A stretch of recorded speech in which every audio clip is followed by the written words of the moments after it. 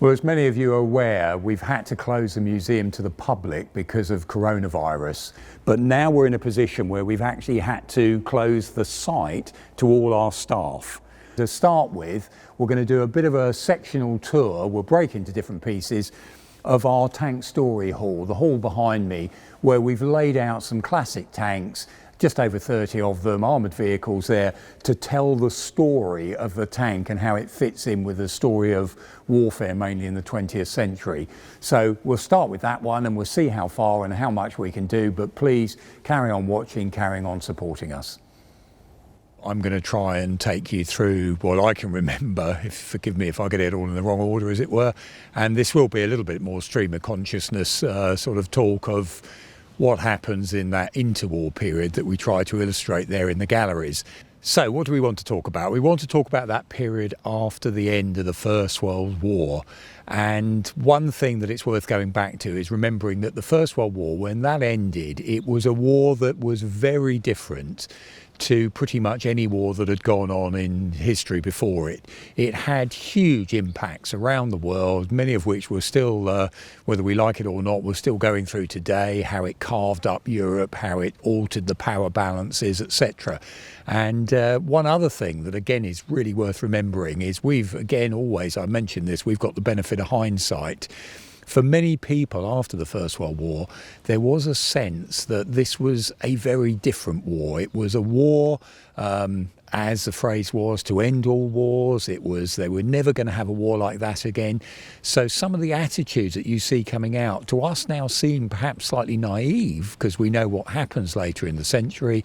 But at the time, and coming to our subject, the tank, for example, the tank seemed to be, to many people, just one of those items that was only there for the First World War and would never be needed again, because we will not have a war like that again, will we? That was the argument at the time. And that thought influenced in some countries. So, for example, in America, the tank corps, it had been equipped with British and French tanks.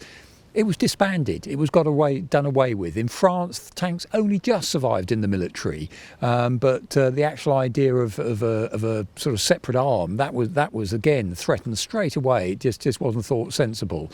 And in Britain, it was only because one or two powerful figures saw the utility of the tank that the tank corps remained and becomes the Royal Tank Corps in 1923. So it stays in the British military. Now, that post-war period, it sees obviously fighting is still going around the world, so tanks are still being used in places. Tanks go off to Russia to fight the Western Allies and America. They supply.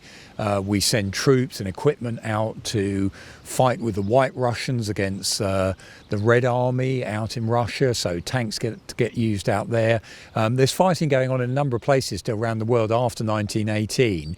But there is a general consensus, and it's a broad generalisation, that of course the European armies, after the end of the war, they downsize remarkably quickly, and again they get rid of their kit remarkably quickly.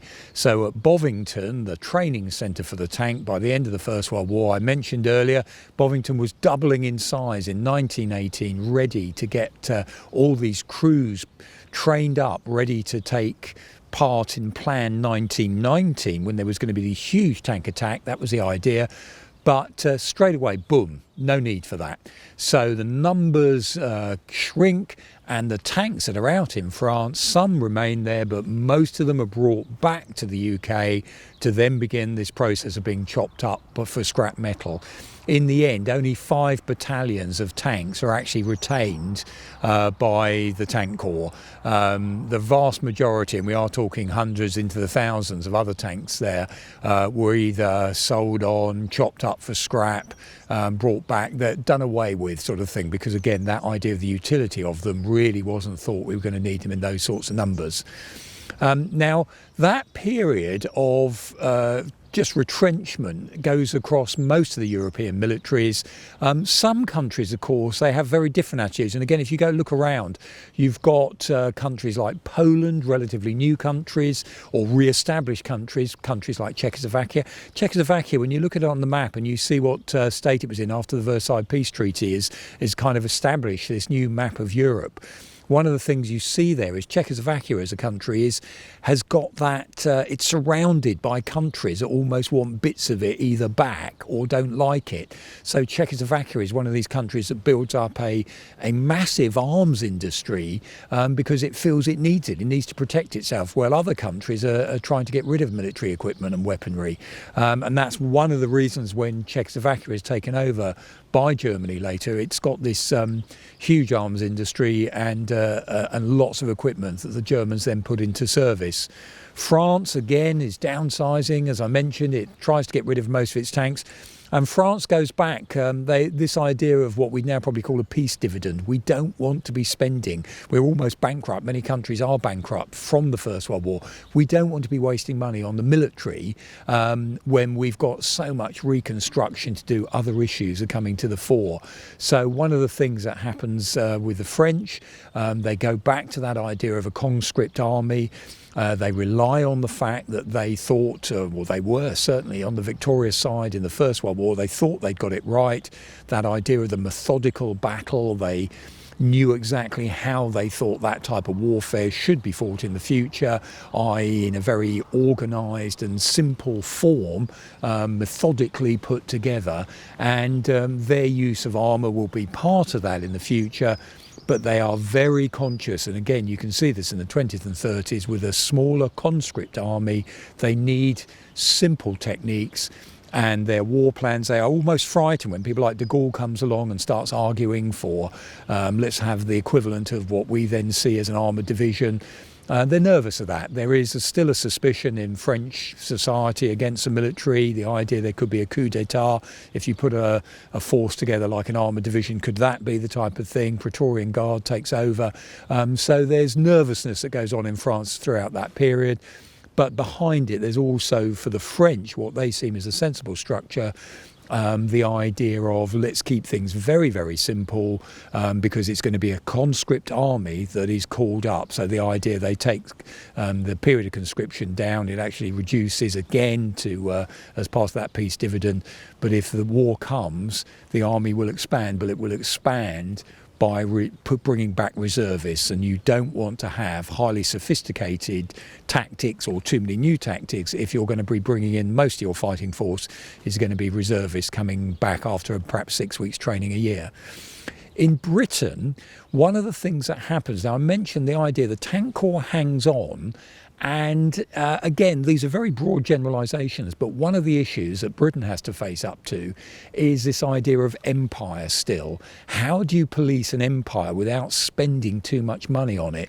And as early as 1915, Britain has been using armoured cars out in India. And the idea of producing wheeled armour, because wheeled armour is cheaper to keep going than tracked armour. Tracks wear out quickly, tanks are relatively expensive vehicles. Find ways of doing this on a cheaper scale. And one of the things you can look at in this period of the 1920s and 30s, one thing a phrase often used, period of experimentation. So the British are doing things, they're getting vehicles like the Crosley Armored Car. These are ordered up from Vickers. It's got a dome turret. It's designed specifically for use out in India with a little sort of mitre type top to it, clamshell top for the person inside. But the idea of the dome turret, again, specifically thinking if someone's shooting you up and you're in some, not quite the Khyber Pass, but up in some mountainous terrain, if somebody's taking a pot shot, that idea of the all-round domed turret, and you will hopefully deflect a bullet if it's fired at you. So you can see that in the design of that vehicle. And our Crosley Armored Car, very kindly given to us back in the early 60s by the Pakistan government, that vehicle is one of those ones that was taken out to India, used by the British-controlled Indian Army for patrolling, for presence. Again, you know, that idea if you turn up with an armoured car like that, armed with a machine gun, because again, that's all they thought it was going to be needed. It's not like you're going to come across enemy with tanks out there. And it's a wonderful example of that sort of imperial, if you look at it, it looks that part of that imperial British history, the empire. And that particular vehicle we've got there, actually, it was one of a number that after it saw service out in India, they almost got worn out, and that chassis, the armour, was taken off and dropped onto a new chassis, a Chevrolet chassis later on. So it saw service much later at the end of the 1930s as well. The other armoured car we have in our interwar period that's there is kind of almost like jumping from one that was done relatively cheaply, still expensive, but relatively cheaply, to another extreme, which is a Lanchester. And Lanchester armoured cars were used in the First World War. Lanchester was a name that was almost synonymous with Rolls-Royce, you know, high quality, high build vehicles. And the Lanchester was one of those ones that was initially commissioned by the British at the end of the 1920s as a reconnaissance vehicle.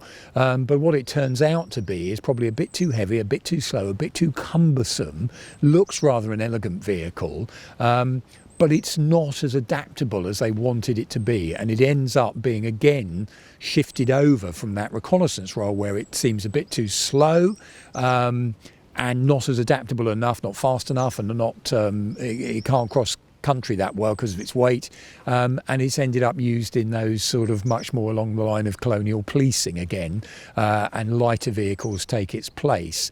But the Lanchester, again, interesting story. They do a number of models of it, and by 39 they're still in service, and one or two they're given out again. A number of these vehicles are used in that conversion from the cavalry, saying goodbye to its horses in the 30s, over to armoured vehicles, and some of these used by cavalry regiments, sometimes handed on to different regiments.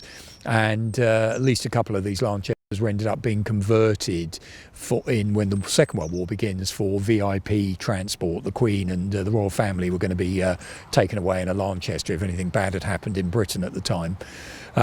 So those two show really a period of looking at empire when we're looking there. And coming on, though, to that other British experimentation period, what goes on is the army, the government basically says to the army in Britain in that interwar period, we are going to give you a certain amount of money, but it won't be much. But what the idea was, they experiment with that money. You don't necessarily put large fleets of vehicles into production, or you don't build your army up with that money. What you're doing is you're using it as a source of revenue to experiment with different things. So should it look like war comes or there's issues in the future, you've got a body of evidence about testing things, about what you might like, how you might use those things in the future. And one of the things the British government comes out with is something called the 10-year rule. Now, this was the idea that Britain as a nation was not going to have a major combat again for at least 10 years. And every year that passed, they moved that rule forward. So that was to influence how the Army and the Navy and the military's Royal Air Force were going to plan at the times. Now, it's one of those things that governments still do to this day, but how on earth you think you can predict 10 years ahead that is not likely to happen? You're taking a big gamble, obviously. But that was a theory behind it. And again, it's another one of those things because Europe, quite simply, was also going through a period of recovery. So there were so many other priorities on the budgets. And that's something else that comes into play in the 20s and 30s when we look at the vehicles, what's going on in the world.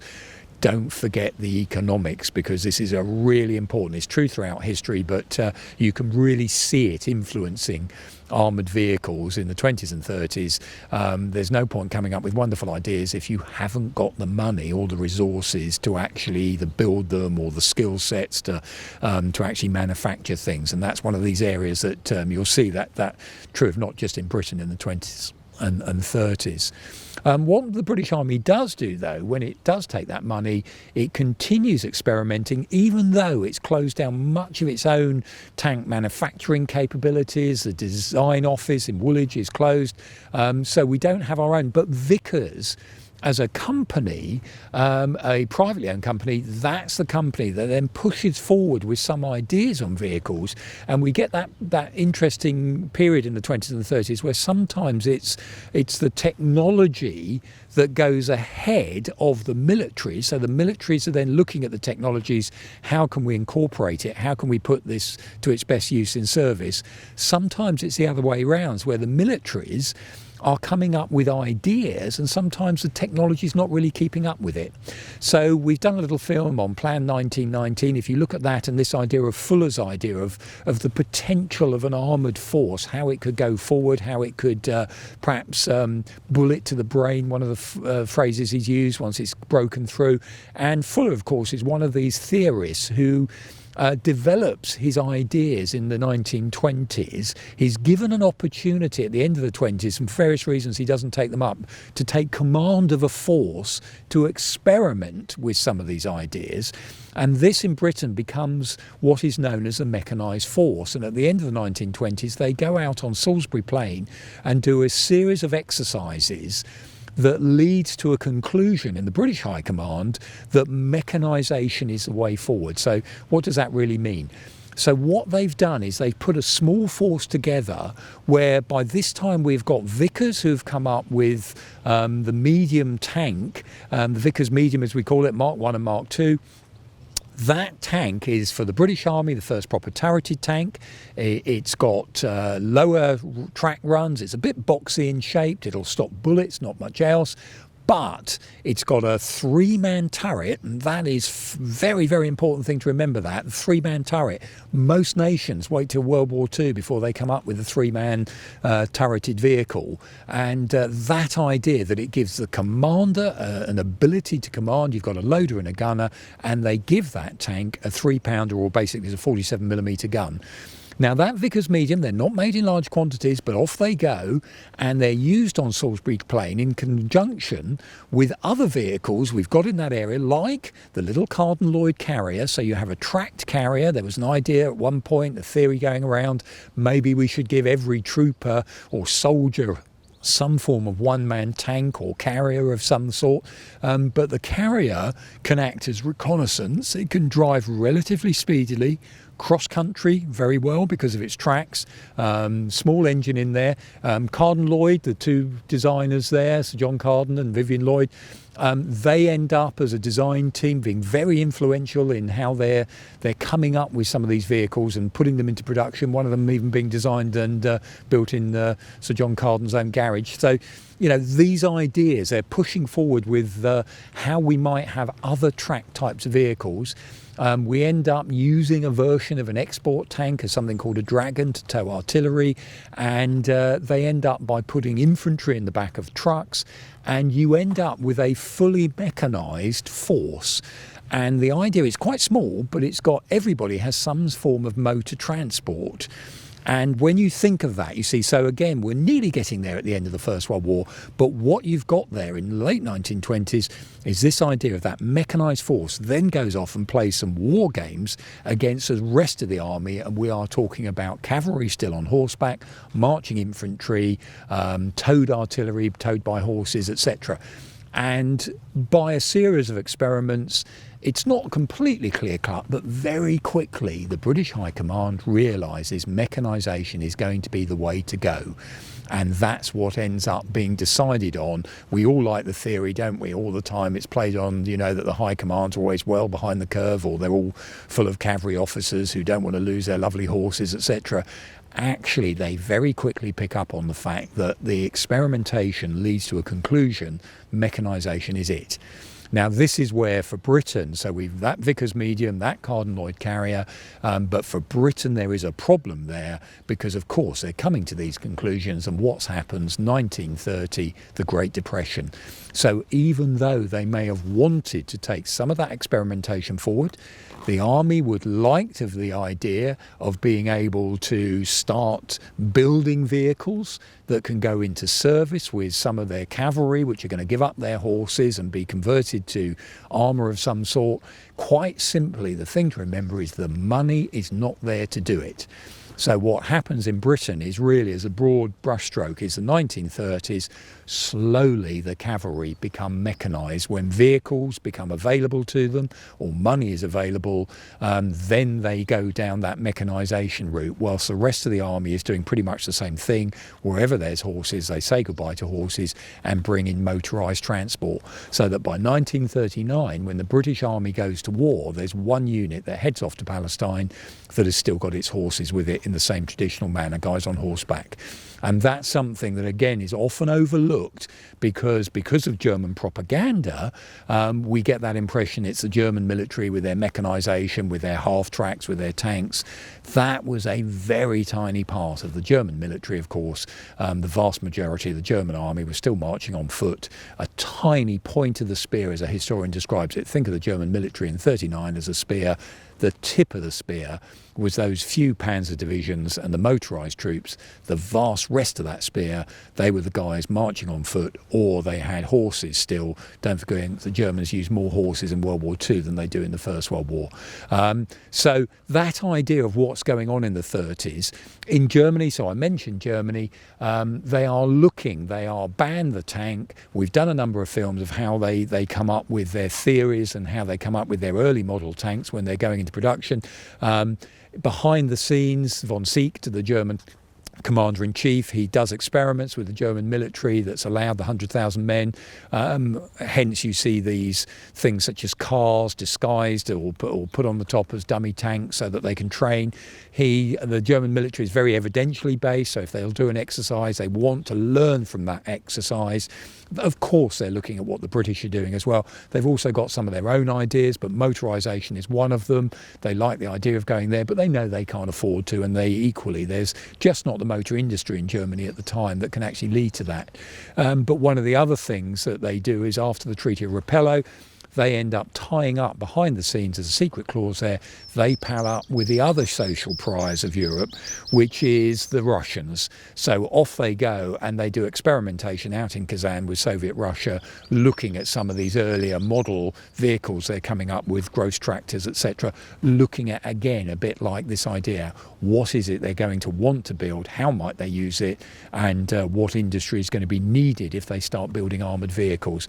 And don't forget, in this period, 20s and 30s, Poland is considered the greatest threat to Germany at the time. That's a direction they're looking at more than perhaps France. It's only later that they're starting to look to the Western Allied countries. They're also, earlier on, they're still looking at the threats from Poland, Russia, etc. So and the other European areas around them. So that German idea of the use of armour, in the background, they are experimenting, they are theorising, they have very little to actually play with in terms of real tanks, and their tank production in the 1930s is very problematic. So this idea is another thing to come across. I've mentioned economics, but there's also a technology issue, which is just this assumption that everyone knows how to build something. They don't. It takes a lot of experimentation, it takes a lot of work to come up with things that are reliable.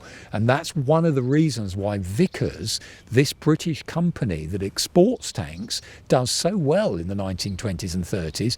Late 20s, it comes up with a British export tank, a 6-tonner as it's known, and because it's done something like it's got a relatively reliable engine in it, it ends up with a version you could have 2 turrets or a single turret with 2 men in, with either a machine gun or a short-barreled 47mm, about a 3-pounder gun. You could order that from Vickers, and in the end they export about 180 of them. Doesn't sound that much, but actually what it really means is a lot of tanks go out from Britain. You either bought redundant First World War tanks from Britain or France, or you ended up buying this Vickers export tank, or you bought the license to build it in your own country, which is why the British 6-tonner is one of those. Why we put it in that area of the interwar period at the museum is it's because such an influential vehicle on so many other armies, not least the Russians, and we think up to about 17,000 tanks were built based on that Vickers 6-ton export tank that they end up selling out to the Soviet Union. The Soviet Union look at, again, they're the big tank player in the interwar period.